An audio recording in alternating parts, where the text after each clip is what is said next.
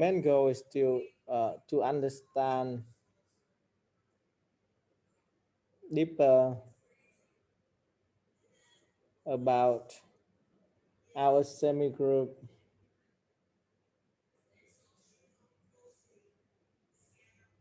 T minus of U. And sometimes by abuse of notions, because I might forget the minus size all the time. So by abuse of notions, we're just gonna write Tt of U to be Tt minus of U. Okay, just by abuse of notions.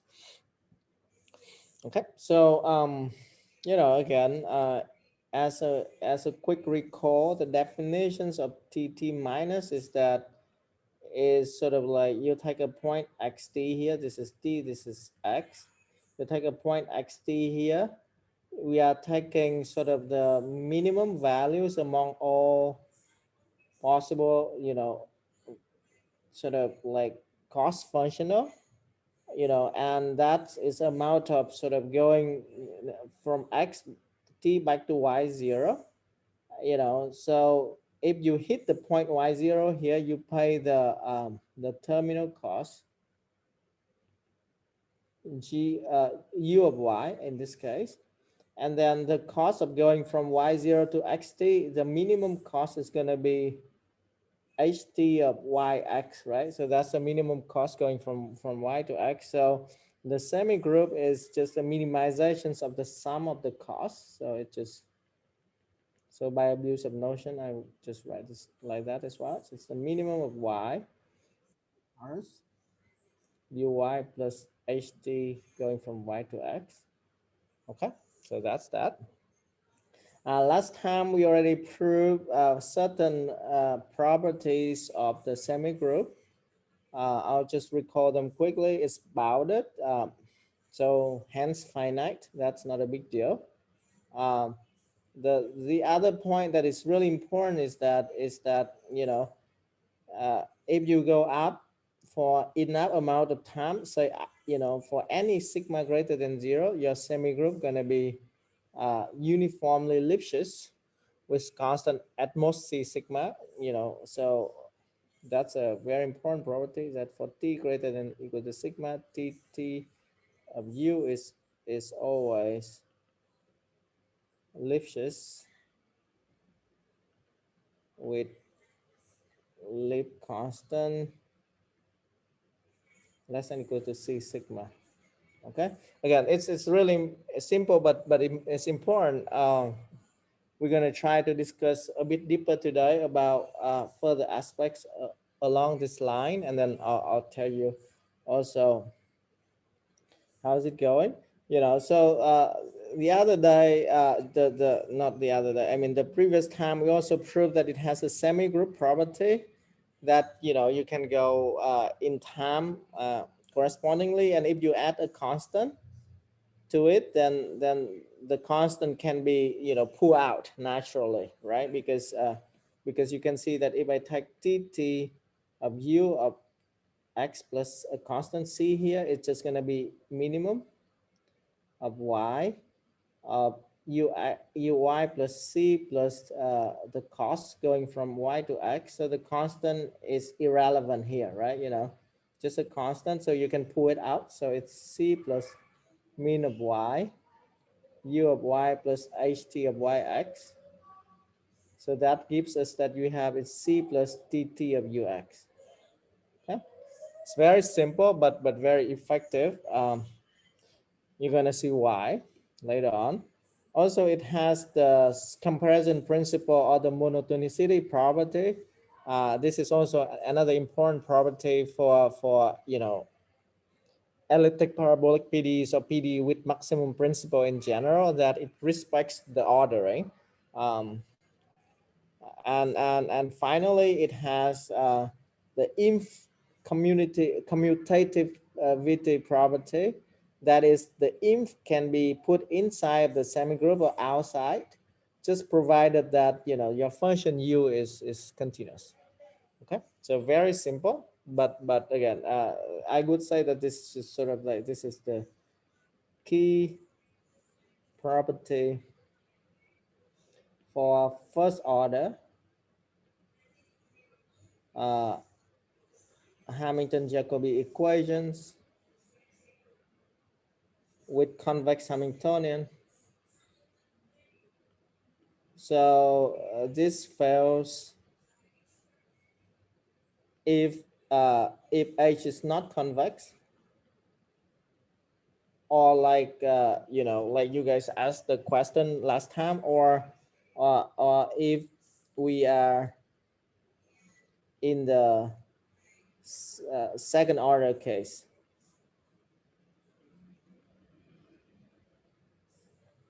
Okay, it just fails, and this is why, you know, in general, understanding the dynamics for second order cases is harder, and you know, still a lot of things are not known deeply up to now. Okay, so today we're going to prove some very simple properties, but it turns out that, you know, again, because we have built things from the beginning, so although they are simple, but they are really beautiful and really uh, you know, important and effective. The first one is the so-called the non-expansive property. uh, so what it says is that, you know, essentially, again, I mean, I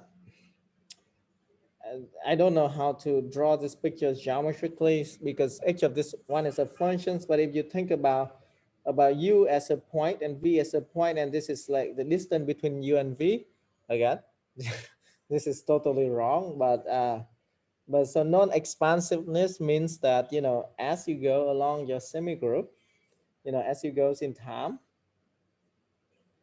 the distance between the 2 points getting smaller and smaller. Okay, so this is gonna be tt minus of u, this is gonna be tt minus of v, and if you measure the distance, you know, as time goes, then the distance is getting smaller and smaller, or I mean, it can stay constant, but I mean, it's not gonna be increasing. Okay, so what it says is that you have tt minus of u minus tt minus of v in L infinity is less than equals to u minus v in L infinity. Okay. So let me prove this one. It turns out that the proof is, you know, essentially one line, you know, but it's just so important, but it follows exactly from the maximum principle or from the monotonicity property. You know, that's why that, you know, it's really relevant over there, and I'll give you a cool consequence out of this, or corollary. So how do we prove this? Well, we let k to be you know, like the difference between the initial data, right? So k is u minus v in L infinity. In this picture is this distance, right? I mean, okay, you let k to be that distance, then you realize that, you know, for k equals to u minus v in L infinity, right? Then it's clear that we can use k to compare u with v. Just that, right? And then you know, because you have the ordering property is being preserved under this semigroup. So you just run the semigroup, right? So you have tt minus u minus k is less than equals to tt minus v less than equals to tt minus of u plus k. Okay, so you just run the semigroup, and you realize next that the constant k can be pulled out, right? You know, that's exactly the thing we just proved. So you pull k out, so you have minus k plus tt minus of u less than equals to tt minus of v, tt minus u plus k, and that's it. That essentially gives us, you know, the comparison here, that we deduce that the L infinity norm of um, of tt minus u and tt minus v in L infinity is less than equals to k, right? So again, it's really beautiful and remarkable. And I didn't write it down in the lemma, but a clear corollary out of this is that the map t maps to tt minus of u minus tt minus of v in L infinity is non-increasing. So I mean, it's decreasing exactly like this picture, right? I mean, like as time goes, when you let time goes further and further away, the distance between the 2 points is getting sort of closer and closer. Again, they can stay constant from each other, but how do we see this? I mean, the earlier proof only saw the fact that we can compare TT with the initial data, but remember that we have the semi-group property, right? So, a quick proof of this. Well, we have a semi-group property. So for say T and S greater than 0, let's see. If I look at TT plus S of U, again, let me ignore the minus size. The minus size kind of like, it's fine, but if I keep saying TT minus and blah, blah, blah, it just a lot of say. So let's just take T of T plus S of U compare with T of T plus S of V, right? Again, I want to compare this with TTU minus TTV. How do I see this? Well, I mean, I'm now just going to use the fact that I have the semi-group property. So this is TS of TTU, right? Minus TS of TTV in L infinity, right? And now I'm using the early lemma for this TS, right? I think of TT of U as a new U and TT of V as a new V, right? And that's it. I'm just using that. And then by the lemma, this is less than or equals to TT of U minus TT of V in L infinity, and we are done. It's just a very simple corollary over here, but it's really important. It tells us that the semi-group is non-expansive. Okay. Any question or concern for me up to this point?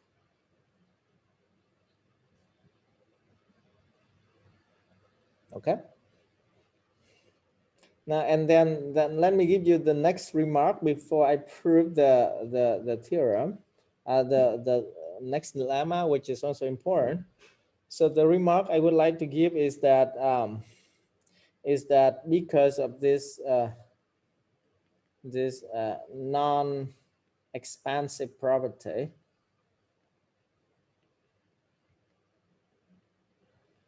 we can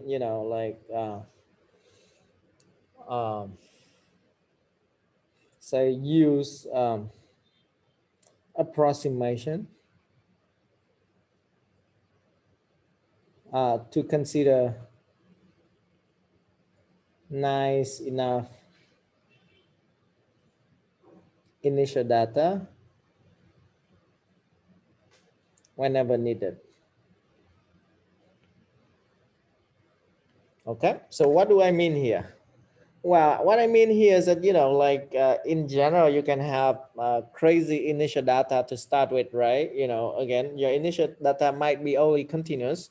And we have shown that what I highlight here on the right-hand side, that if if U is only continuous, then for you go up in time, then instantly your function is Lipschitz, right? But as t goes to 0, the Lipschitz constant might blow up, and it might get worse and worse as time goes.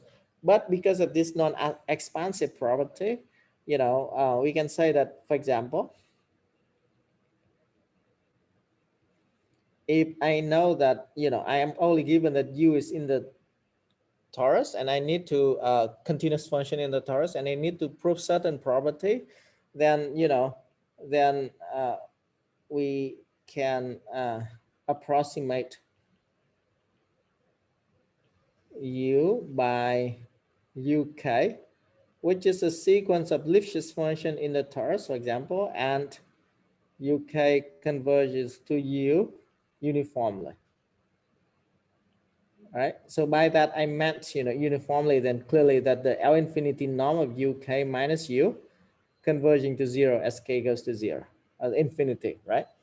And this is important because I'm approximating u by again a sequence of Lipschitz functions, and I know by the non-expansive property that tt of uk minus tt of u in L infinity is less than or equals to uk minus u in L infinity, which converges to 0 as well, right? So so this allows me to approximate the semigroup of U by the semigroup of UK nicely, and for UK I have its Lipschitz, which is nicer, right? So that's exactly an important remark, and then I'll get further to this point, and you can see that I'm using exactly it here in this lemma. So this is an important lemma. It tells us that if I start with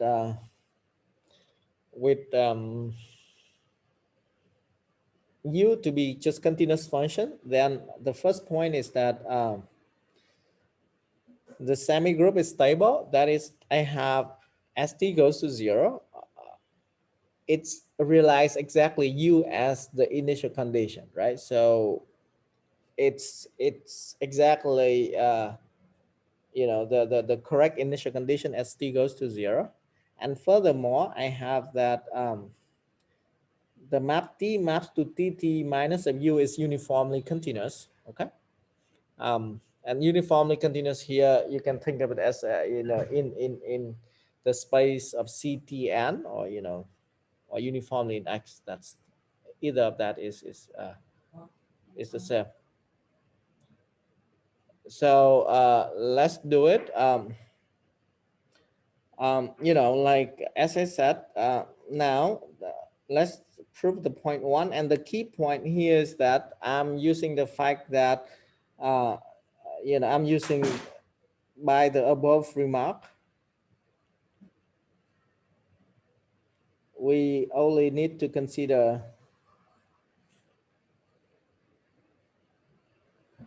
u that is Lipschitz. Okay. So it's really important that here I can essentially omit the other cases and only need to consider that use Lipschitz, right? Because you can see that if I can prove that tt of uk converging to uk as t goes to 0, then by exactly this approximation that I just listed up here, it sees exactly the same thing, right? And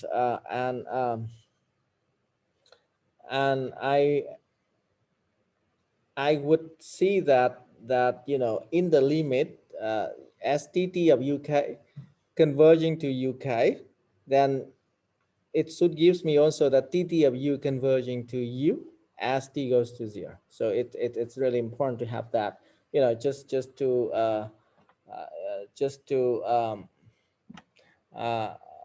helps me to make the analysis simple.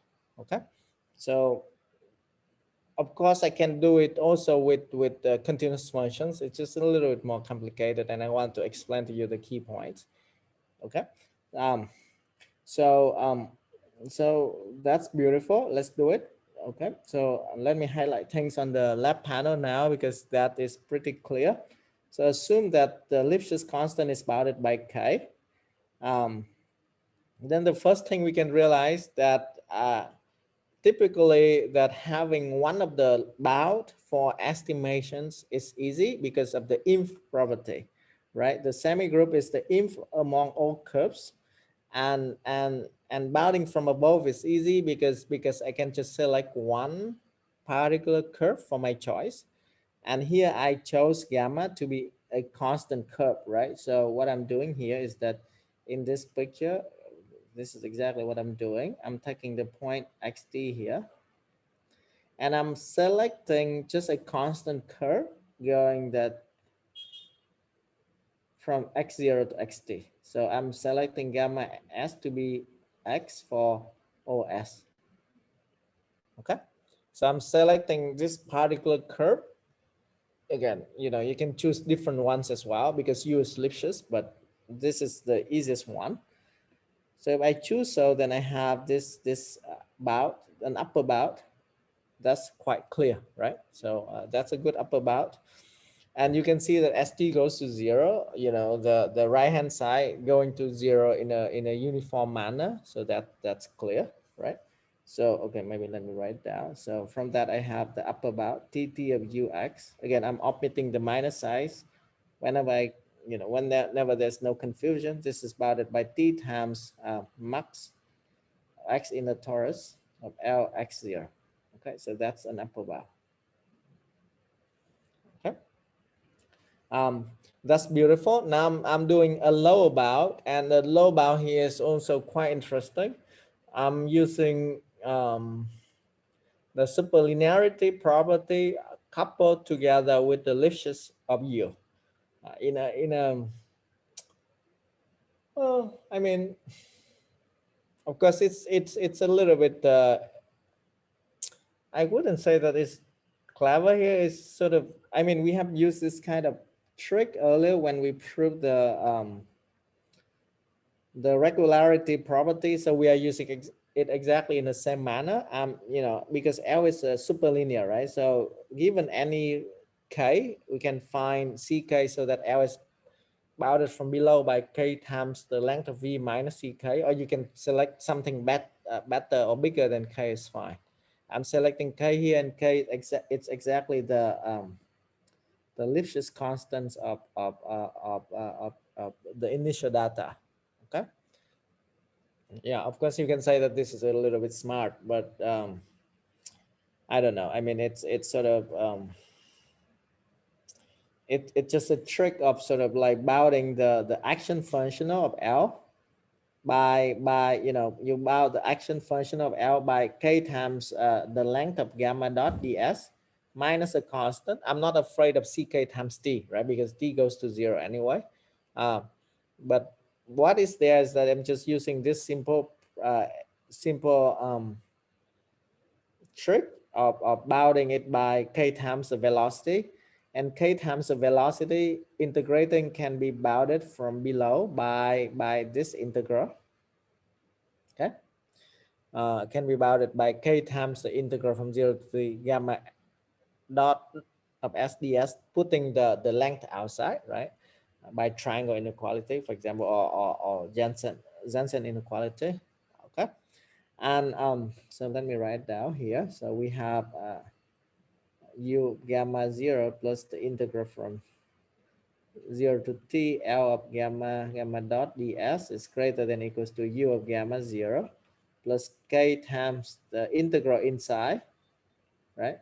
So this is the same trick as proving that that going in the straight line is the cheapest way, right? You know, or the shortest distance in Euclidean geometry, and this is exactly, you know, k times with the endpoint gamma t minus the beginning point gamma 0. So u gamma 0 plus this minus ckt. Again, I'm not worried about this one. This is a good term. It's well controlled. Um, Now we are using the fact that u is Lipschitz here, right? It's Lipschitz with Lipschitz constant at most k. So you can see that this is greater than equals to u of gamma t, which is x. So x, this is exactly gamma t, right? Minus ckt. Okay, so this is why um, it's easier for me if I'm using the fact that u is Lipschitz. Okay, again, just by approximation, stuff like that. But again, so that's beautiful, and this allows me to conclude that that I have this bound. You can see that we have this bound, which is rather very clear and nice. It's quite explicit. What is there is that it does depend implicitly on the Lipschitz of u, right? So okay, let me write down. So we have tt minus of ux minus of ux is less than equals to c depending on k times t. Okay, and here c depending on k depending on the Lipschitz constant of u, equals max of ck and max in x of Lx0. Okay, so that's beautiful. And again, you see that this constant does depend on the Lipschitz constant. But anyhow, we are done. So we have been able to prove that this is bounded like that. And you see that st goes to 0, this converging to 0, st goes to 0. So we have uniform conversion. And you can see that this is like when we consider heat equation and stuff like that, right? When you write down the formula for solving the heat equation, we need to verify that it holds, the boundary value, no, the initial data holds correctly as the time goes to 0. And this is exactly what we are proving.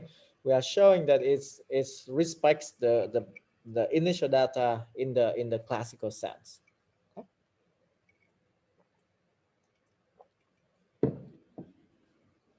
And let me prove the second part, and then we can pause a little bit for discussion. So second part, we are using exactly the same trick like I explained earlier.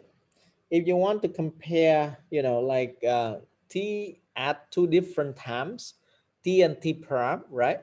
And the way to do that is sort of to use the to use a semi-group property, saying that it's non-expansive again. And it's really important that we can shift time here. And by the way, the fact that we can shift time is because of the Hamiltonian is independent of time. And this is exactly the Noether theorem. I mean, it's a Noether principle of Ami Noether. Again, I love that principle. So what we see here is that, when we do it like this, then we just see that, so here's, you go from 0 to t, and then you go to t prime. So let me just rewrite it here. What we realize is that you can write t prime u minus t of u equals to, you go t, and inside here you do like t prime minus tu minus u, right?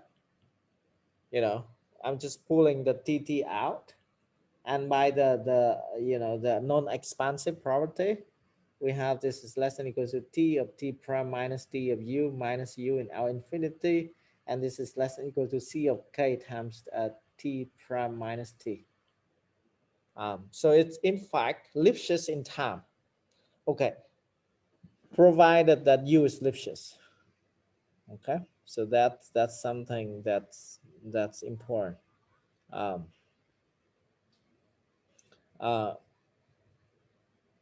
Otherwise, we would have to be careful. Okay. Yeah, but remember that when u is only continuous, that's fine by approximation, right? Okay, maybe let me make a quick remark here, and then I'll stop a little bit for discussions. So maybe a quick remark is that if u is Lipschitz, then we prove that t of t prime minus u minus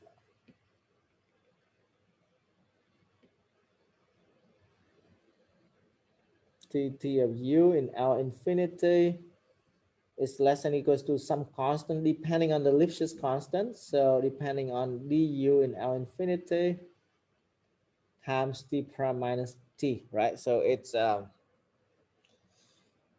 beautiful, but it does depends on the Lipschitz constant, right? If u is not, u is only continuous on the torus, right? Then as I said, you can we have a sequence UK that is a Lipschitz sequence in the torus, and UK is converging to U uniformly, right?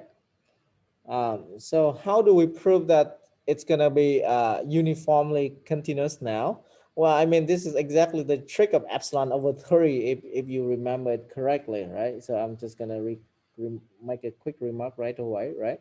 So you have like UK is converging to U, that is to say that UK minus U in L infinity is going to 0, right?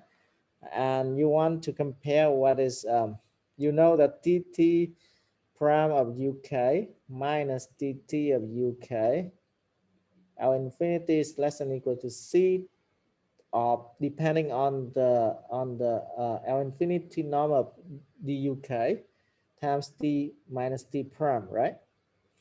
And um, we also have that dt of UK minus dt of U, L infinity, and tt prime of UK minus tt prime of U in L infinity. Both of them are less than or equals to UK minus U in L infinity, right? Because of non-expansive property. So you know how it goes, right? You know, we're just gonna need to use the triangle inequality, right? So that's the epsilon over 3 trick, whatever that means. So you have tt of U prime of U minus dt of U in L infinity is less than or equals to, then, you know, by triangle inequality, C times duk to the power L infinity t minus t prime plus twice times UK minus U in L infinity. I'm skipping one step. Okay. So if you need to do it, you select this one to be less than 2 times epsilon over 3. So you fix k equals to big K large enough, and then for that fix, you choose it so that, you know, for t minus t prime less than something like epsilon over uh, uh, delta equals to t minus t prime is less than equals to delta equals to epsilon over uh, 3 times this constant, then this is less than epsilon over 3. So altogether, that gives you that is uniformly continuous. Okay.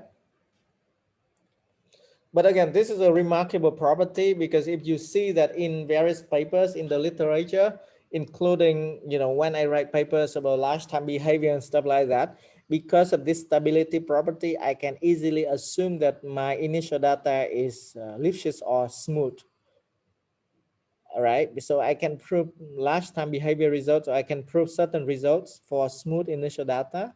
And I say that, you know, this kind of property still holds for merely continuous initial data. Okay. So any question or discussion here you would like to discuss with me? Any concern?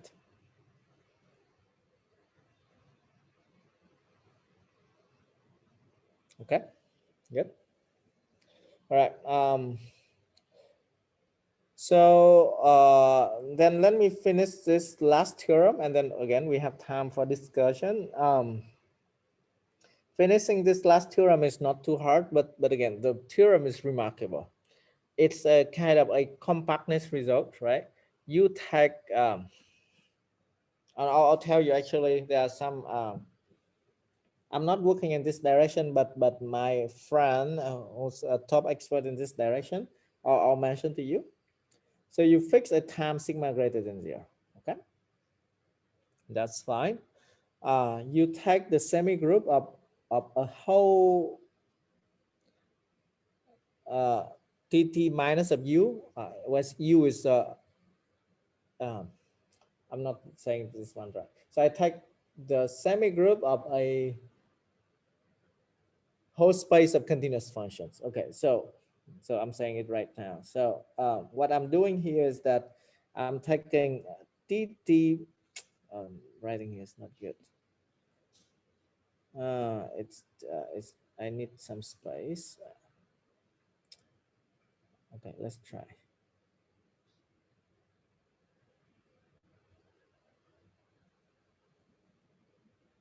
Okay, so this is pretty good. Now, what I'm saying here is that I'm taking the semi-group of the whole set of a whole space of continuous function, right?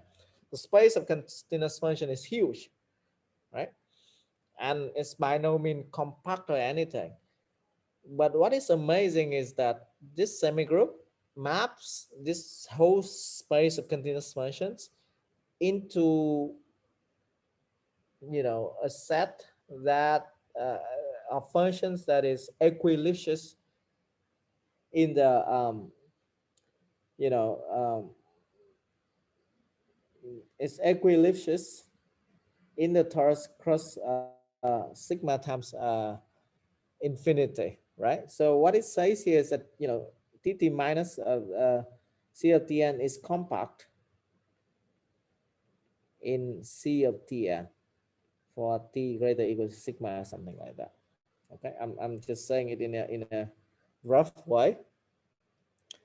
um and the proof is very simple, but there is a whole business going on to quantify this compactness. So, you know, okay, let me do the proof, and I'll mention to you this whole business going on at this moment. Um, so how do we do the proof? Well, it's actually quite simple. It's you know, not something that I you know, that's not something that I have to worry about. So let me just go through it very quickly and then go to discussion with you on this part, and then we have time for further discussion, right? We have proved that, right? You know, even if you start with only continuous function, then if you go for t greater than equal to sigma, then your function is automatically Lipschitz with Lipschitz constant less than equal to c sigma, right? So your map is already Lipschitz in X, okay? Once it's Lipschitz in X, right?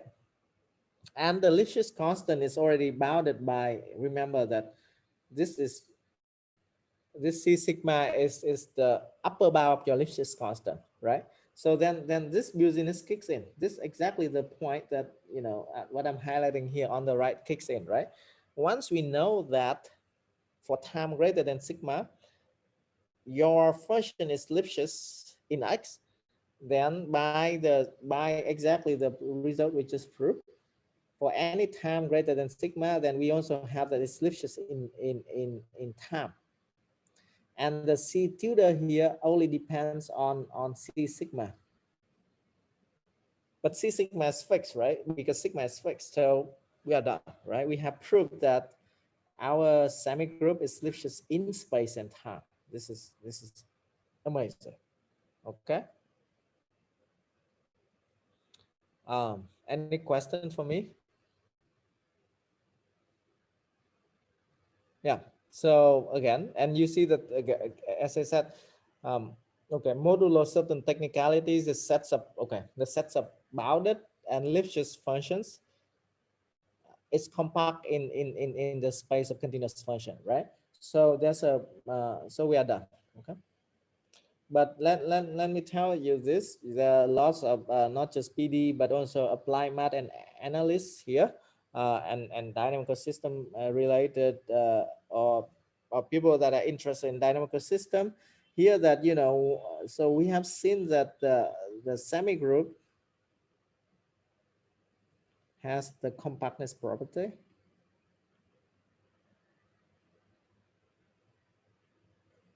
right? For t greater than equals to sigma, you have seen that your semi group tt of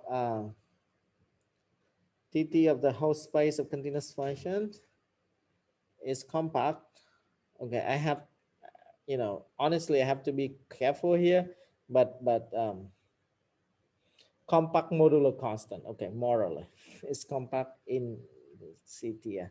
Okay, then there's a very important question in an analysis, a question in analysis is sort of is to find the metric entropy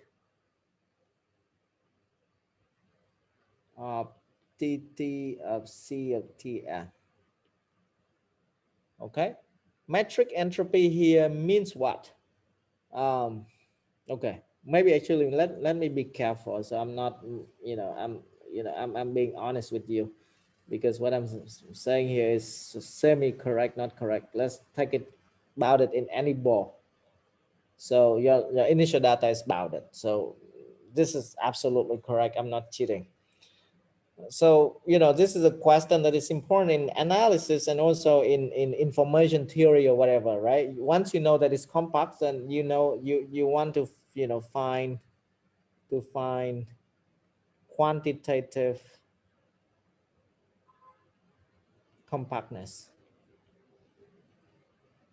of this semigroup. I mean, what it meant is that how many for uh, given small radius delta greater than 0, how many balls of radii less than equals to delta needed to cover tt of c of tn, right? It's normal, right? You have a compact set, right? You would like to see like how many balls you need to cover this compact set, right? So this is called quantitative compactness, and it's really important. I mean, the Shannon entropy, I mean, that sort of thing is really important. And for example, when we are teaching 522, my colleague Andreas and others love to teach about the point about metric entropy of a compact set here in a metric space, and this is exactly this definition. And it turns out that there's a big business going on here. This question here was the question by Peter Lux for so there was the question by Peter Lux for scalar conservation laws in 1D. Scalar conservation law in 1D is essentially a Hamilton-Jacobi equation. So Lux asked this question, and then after that there is a whole group in Italy, starting with Camillo De Lillis. I mean, De Lillis is at the institute now, and then and then his collaborators, and afterwards the other Italian group, including my friend Kai Nguyen at North Carolina State, that jump in and work with their collaborators trying to quantify this metric entropy, and they're still writing a lot of papers now. So this is exactly what you just learned, right? It's very active now. It's interesting. It's I mean, you got almost all of the key points, not about the results, but to have a good starting point to go into that direction. For example, it's quite competitive, but I mean, I'm just wanting to give you one example that it's really interesting and is being investigated a lot now. Okay. So that's that. Okay. So I guess that we have time for discussions. Tell me any questions or points that you want to discuss.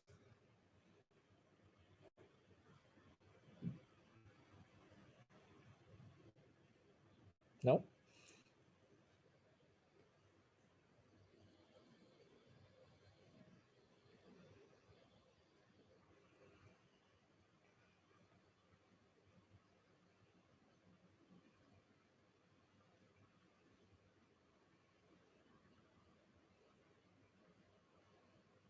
Yeah, so it seems that, okay, it seems that it's quite clear for today. Next time I'll try to, like give a, I'll try to give a first complete proof of the Wickham theorem. Um, it's a little bit longer than today, but as I said, I mean, we're gonna have time. I'll just put in the material.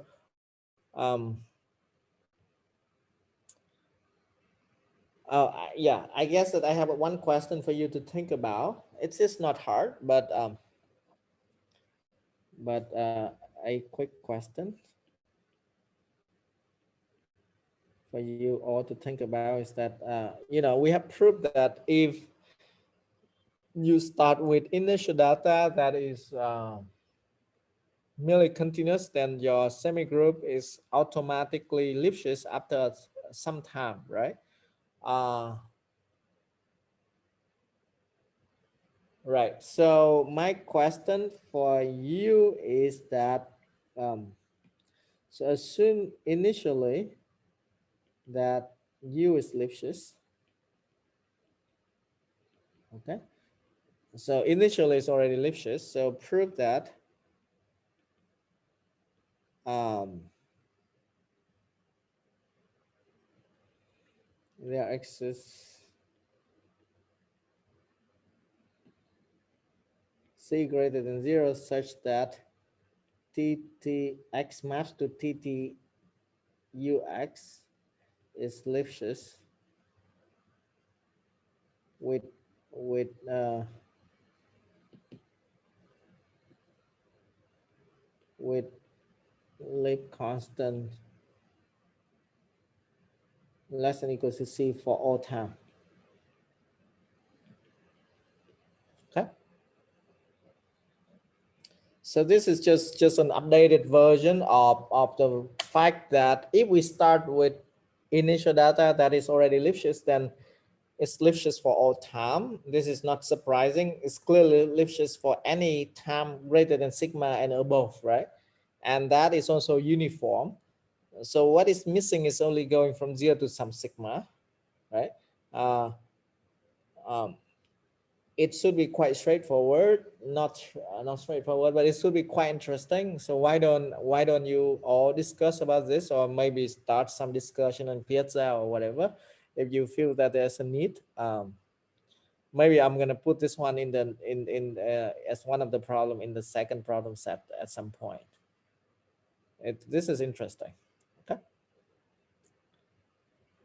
is it clear about the question? Okay, good. Yeah. Um. All right. So it seems that there's no further question. So I guess that we can stop for today, which is exactly on time. Uh, we're gonna try to, as I said, or try to think about that, how to squeeze things in and try to finish the first proof of the Wickham theorem on Friday, and then we think about that in different ways later. And do let me know if there are concerns or questions, and also if this is interesting enough, then do start a thread on Piazza or something, or if it's too easy, then you can just ignore, but if it's interesting enough, then go ahead. Okay, thank you all, and then, I'll see you on Friday. Stay